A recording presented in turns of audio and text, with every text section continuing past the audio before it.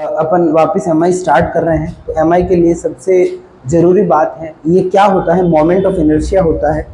Inertia किसको बोलते हैं? बॉडी की एंगुलर एक्सेलरेशन को रेजिस्ट करने की जो टेंडेंसी होती है, उसका विरोध करने की जो टेंडेंसी होती है, उसको इनर्शिया बोलते हैं।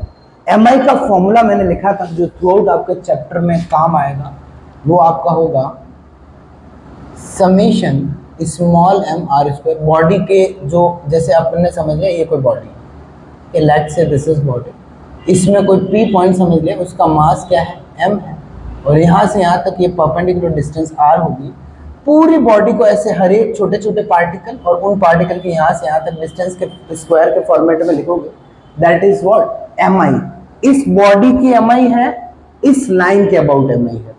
इसको एक और लिखने का तरीका होता है, पूरा मास किसी एक पॉइंट पर सेंटर्ड समझ लो, कैपिटल एम है पूरी बॉडी का मास, और यहाँ से कैपिटल के है, के होता है रेडियस ऑफ जायरेशन।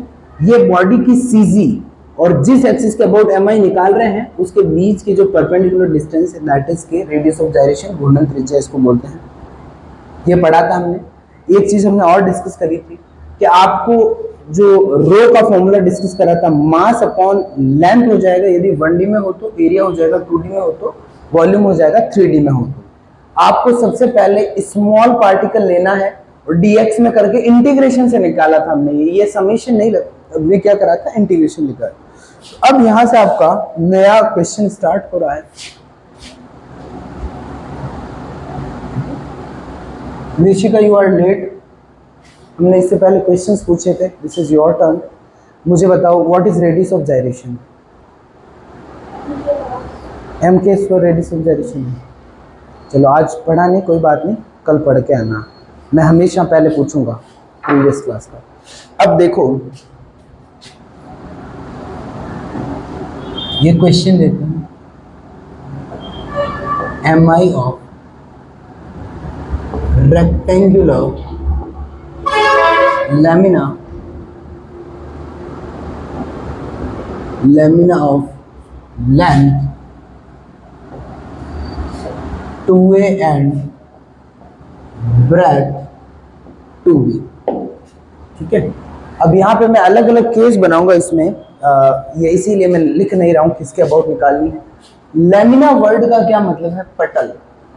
ठीक है, आयताकार पटल का एमआई, एमआई को क्या बोलते हैं बताओ? जड़त्वाघूर्ण। 2a लंबाई तथा 2b चौड़ाई के पटल के आयताकार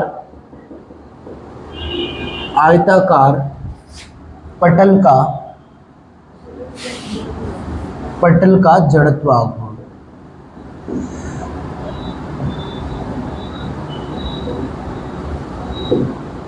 अब क्या करते हैं, अलग अलग केसेस में अपन को बहुत ज्यादा लिखना पड़ेगा। उससे पहले मैं डायग्राम बना देता हूँ, उसके बाद आपको सीधा बता देता हूँ किसके अबाउट निकालना है, किसके अबाउट नहीं निकालना।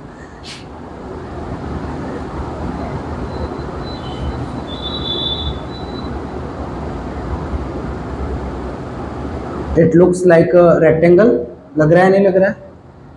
एक है ना, कौन सी बॉडी होती है जिसकी सीजी आप बता सकते हो आराम से और किसकी सीजी नहीं बता सकते? देखो, यदि कोई बॉडी हो, वो अपन ऐसी लाइन ड्रॉ कर सकते हैं वर्टिकल या क्षैतिज, जिससे उसको दो पार्ट में, दिस इज ऊर्ध्वाधर और क्षैतिज, ऊर्ध्वाधर, एक ऐसी वर्टिकल लाइन, ऊर्ध्वाधर लाइन ड्रॉ करें जिससे बॉडी को दो पार्ट में डिवाइड कर दिया। ठीक है, इक्वली दो पार्ट में। फिर एक ऐसी लाइन ड्रॉ करी, इससे ऐसे दो पार्ट में डिवाइड कर दिया। तो जो यहां वाला पॉइंट होता है, that is CG, centre of gravity. ठीक है, अब जैसे सर्किल हो गया, उसमें भी देखो ऐसे दो पार्ट, ऐसे दो पार्ट कर सकते हो। स्फीयर में भी कर सकते हो। मेरी बात समझ रहे हो नहीं समझ रहे? स्क्वायर में भी कर सकते हो। यू गॉट इट और नॉट? तो ये सारे है ना, इनका आपको सीजी का पता चल जाएगा। ठीक है, हेक्सागोन जो सट फलन है उसका भी कर सकते हो। बट ट्राइंगल हो गया, ट्राइंगल में आपको दिक्कत आएगी। जैसे ट्राइंगल हो गया, अब इसको देखो, इज दैट क्लियर ना? तो मेरी बात समझे या नहीं समझे? तो इनकी सीधी सीधा नहीं पता चलेगी। तो ये यहाँ पे ये लाइन है, अपन ने समझ लिया this is X axis, this is Y axis, is that clear? और यहां से हमने समझ लिया इसकी लेंथ पूरी 2a है, तो this is A, this is A, this is B, this is B. अब यहां समझ लिया ओरिजिन ओ, ये क्रॉस सेक्शन एरिया समझ लिया छोटा सा, ठीक है। और इसको समझ लिया, इधर x मतलब y बढ़ रही है ना, तो यहां से यहां तक आपने डिस्टेंस ले ली y, इज दैट क्लियर? क्योंकि y बढ़ रहा है, यहां से यहां तक ले ली क्या, x। कल अपने एक ही चीज चल रही थी, सिर्फ एक ही डायमेंशन था, इसीलिए उसको x लिया। x में चेंज अपन ने ले लिया dx, मतलब यहां से यहां तक छोटी दूरी इस क्रॉस सेक्शनल एरिया की, y का ले लिया क्या, dy, और इसको इसका मास ले लिया क्या, स्मॉल m। यहां पे लिख देता हूं, इसका मास क्या ले लिया, स्मॉल। तो मास ऑफ, ये एलिमेंट्री एरिया है, मतलब मास ऑफ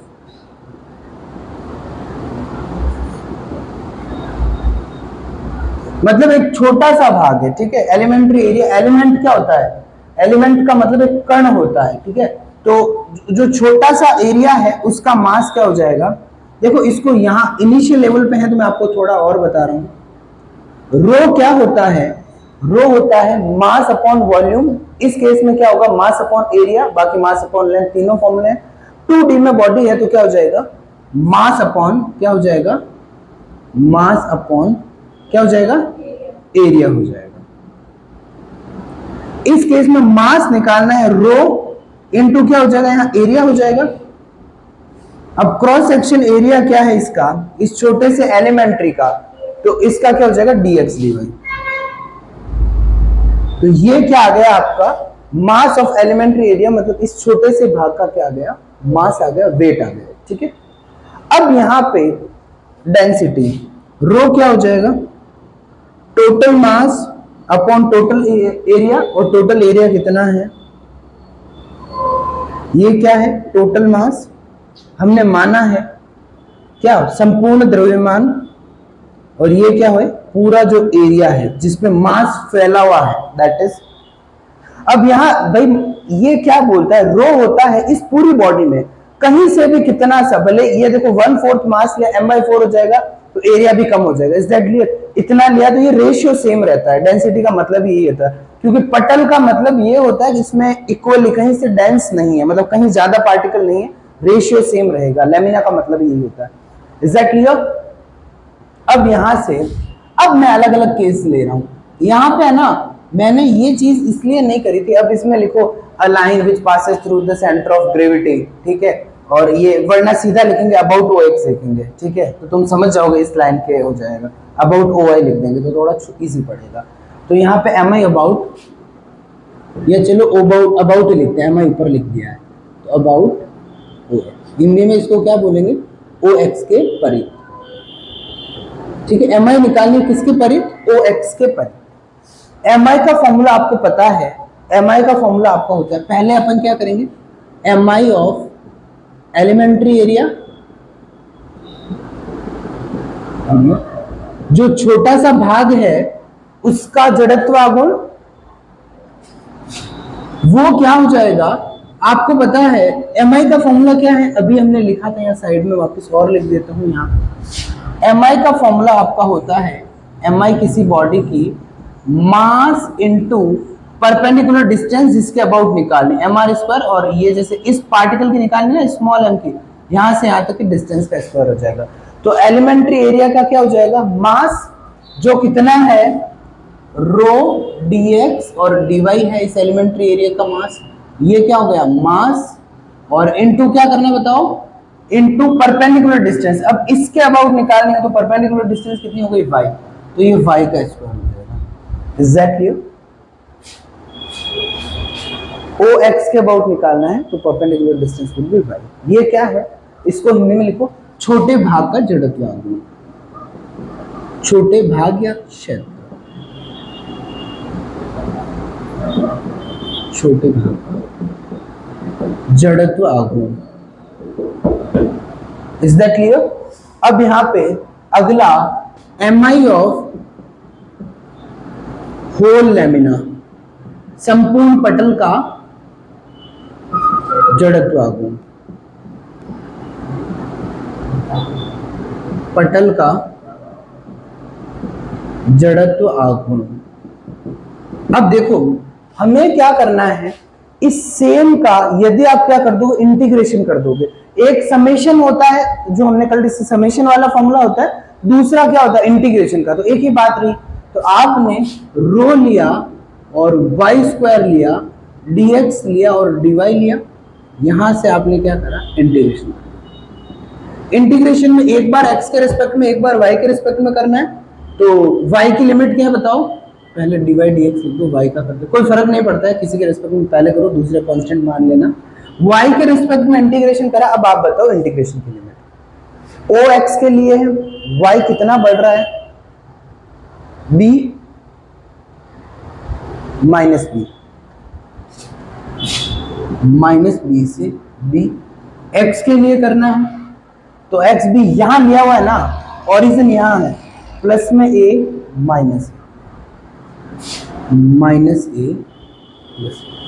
अब देखो यहां से रो आ गया बाहर, ठीक है, और ये आपका माइनस a से a है। पहला तो y क्या है, इवन फंक्शन है, हमने कल डिस्कस करा था, ये मैं अलग से भी लिखवा दूंगा अभी इसके बाद। तो यहां से इवन फंक्शन है तो क्या ले लो, 2 सीधा बाहर ले लो, ठीक है, ये 2 रो हो गया, किसकी वजह से, y इवन फंक्शन है।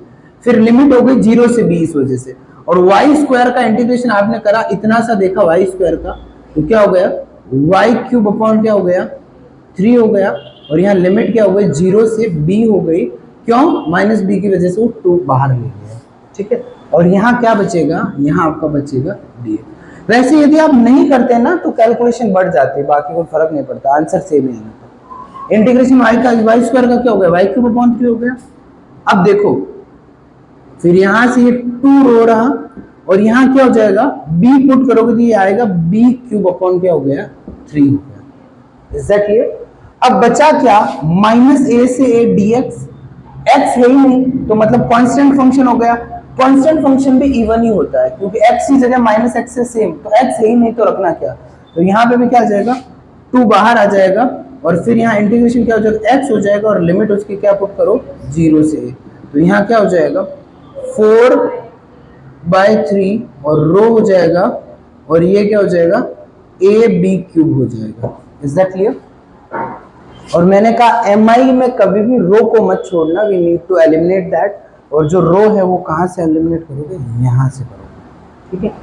mi ऑफ ए रेक्टेंगल में लामिना ऑफ लेंथ यहाँ लिख दो, and mass, mass capital M,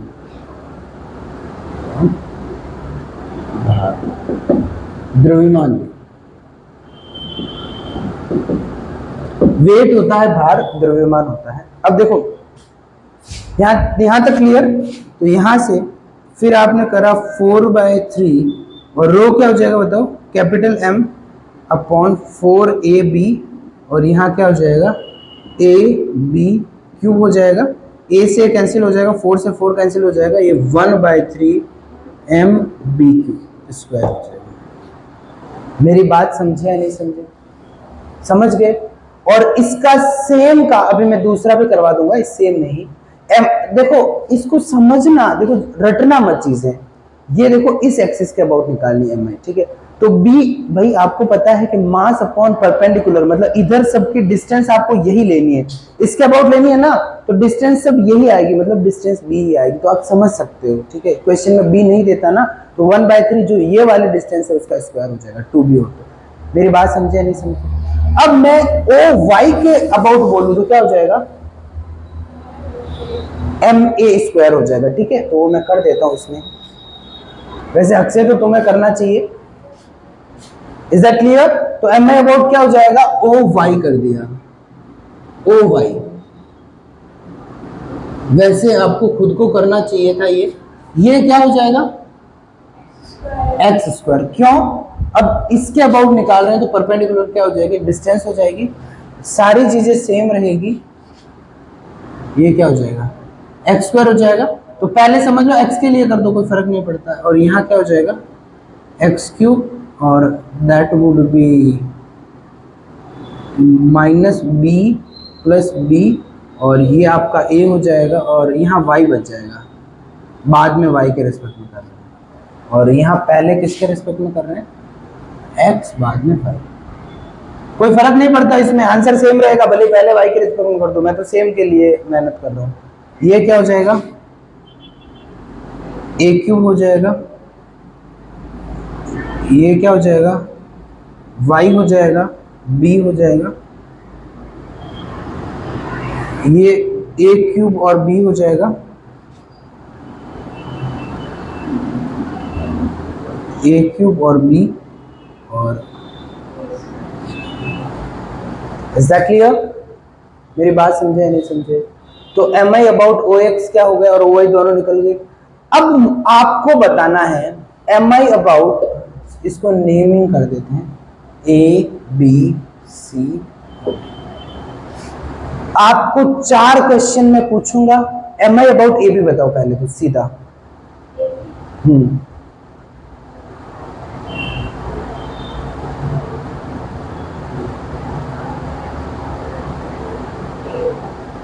theorem on parallel axis, 4/3 mb square, इसके अबाउट है 1/3 mb स्क्वायर, ठीक है। फिर मैंने कहा पूरा मास समझ लो सीजी पे रखा हुआ है, बीच की डिस्टेंस, बस मैं लिख देता हूँ, वो फॉर्मूला वापस लिख देता हूँ, theorem on parallel axis. Can I erase this?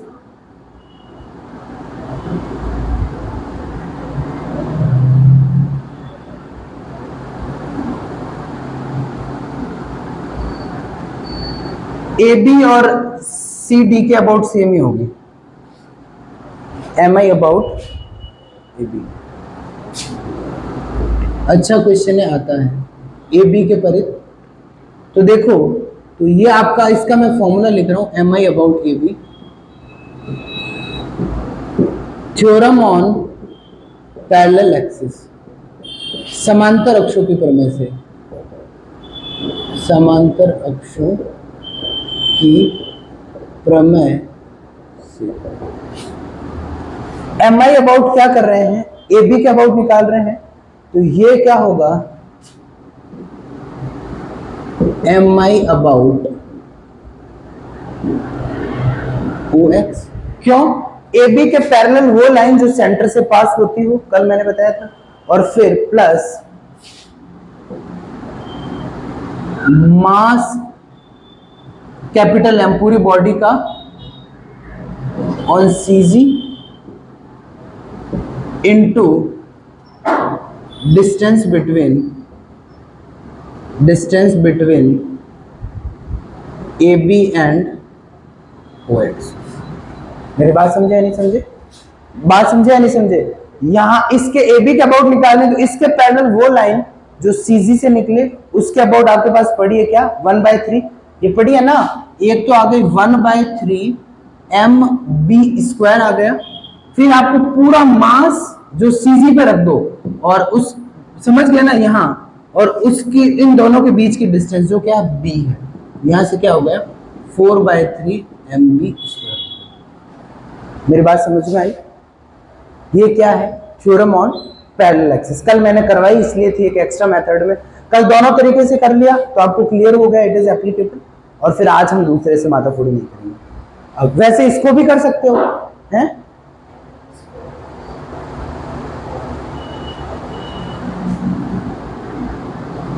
अब देखो, यदि सी डी के बारे में निकालते, अबाउट सी डी क्या होती, सेम होती, सेम। अब यहाँ पे ए बी की जगह ए सी हो जाएगा, तो क्या होगा बताओ? ये अपन ने फर्स्ट कर लिया, सेकंड कर लिया, ये थर्ड कर ली, थर्ड था ये, ठीक है। अब फोर्थ है ये, अबाउट क्या कर दो, ए सी कर दो, ए सी ए सी ए सी, और ये आपका हो जाएगा O Y C G A B N O Y हो जाएगा, that is A square A square A square. मेरी बात समझे नहीं समझे? अब क्या करना है, ए सी के अबाउट निकालनी है, तो क्या हो जाएगा, थ्योरम ऑन पैरेलल एक्सिस हो जाएगा, एम आई अबाउट ए सी क्या हो जाएगा, M I about O Y, बस हो गया ना। ओ वाई के अबाउट क्या है, 1/3 एम ए स्क्वायर है, निकाली हमने, और ये निकल गई। फिर इसके अबाउट निकालनी है, तो यहाँ पूरा मास m लिख दो, बीच की डिस्टेंस a है, तो एम ए स्क्वायर, तो 4/3 एम ए स्क्वायर होगा। एक और यहाँ पे नई चीज आती है, Z, ये आपका पांचवा टाइप है।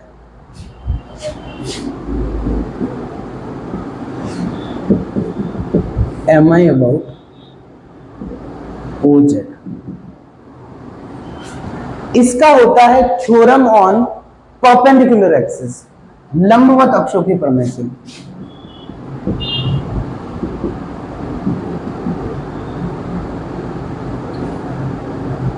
लंबवत अक्षों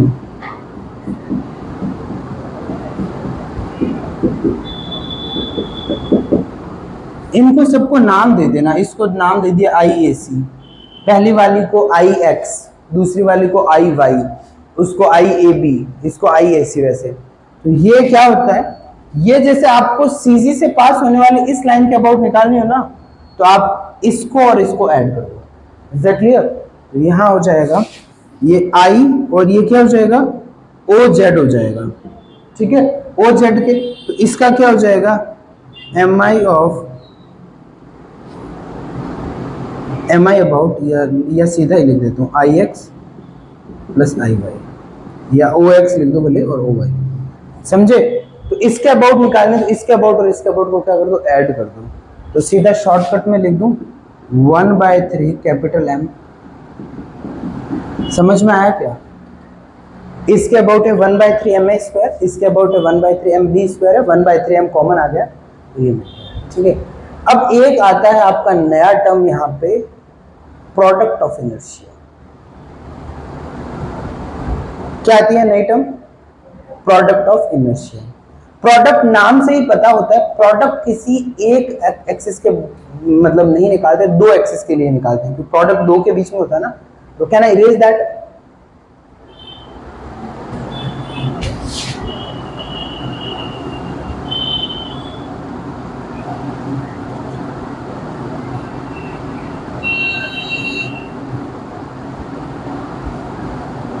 PI, और जो सिमेट्रिक डायग्राम होते हैं उन सबका PI 0 होता है। ये भी आप एनालाइज करोगे बाद में, अभी से थोड़ी दिमाग में जगह रखो।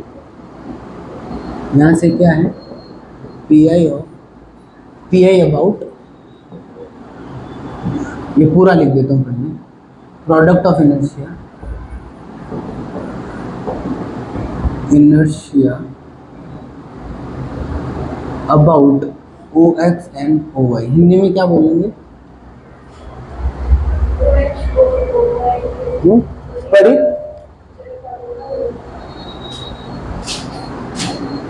OX तथा OY के परित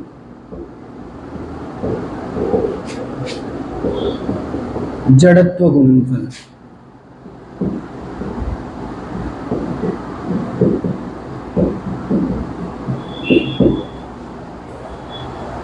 पहले इसका फॉर्मूला समझते हैं, प्रोडक्ट ऑफ इनर्शिया होता क्या।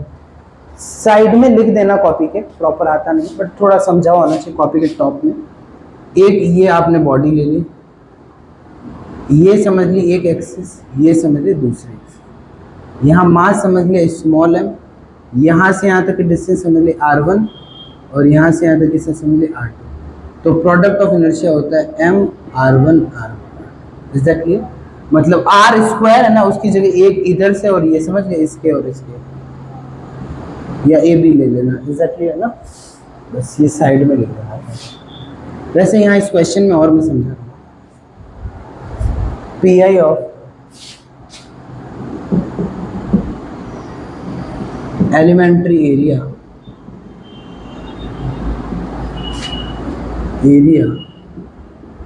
अबाउट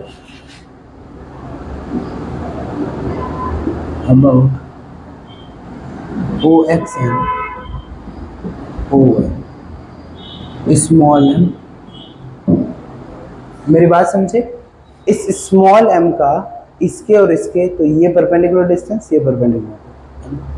अब जो स्मॉल m है वो क्या है आपको पता है? मास क्या बताओ? मास m क्या है? रो dx और dy, x और y। ये किसकी वैल्यू लिखी है हमने? हमने वैल्यू लिखी है स्मॉल m। ये समझ गए ना, कुछ नया नहीं।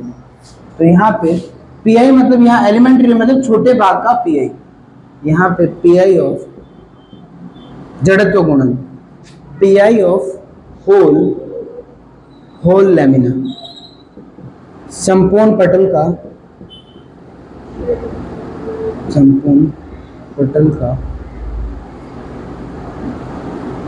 जड़त्व क्षेत्र, नहीं सॉरी, जड़त्व गुणनफल, ये आपका क्या हो जाएगा, रो बाहर आ जाएगा, एक्स वाई और ये डी एक्स और डी वाई हो जाएगा। एक की लिमिट माइनस ए से ए माइनस बी से बी, दोनों ही ऑड फंक्शन है। ऑड नहीं है एक्स और वाई, पहले एक्स के रेस्पेक्ट में करो तो सीधा ही जीरो हो जाएगा, उसके बाद सारा आंसर जीरो हो जाएगा। Is that clear? कोई दिक्कत है इसमें? नहीं, इजी था या नहीं था? बाकी अब नेक्स्ट क्वेश्चन लेते हैं। एक सर्कुलर वायर है, उसकी एम आई लेनी है, तो वो लेंगे M I of circular wire. ये अपन क्वेश्चन कौन सी फॉर्मेट में सॉल्व कर रहे थे बताओ? ये आप बोलो तो मैं आपको ये सारी चीजें साथ ही लिखा देता हूं, मुझे कुछ चीजें आपको सिखानी पड़ेगी।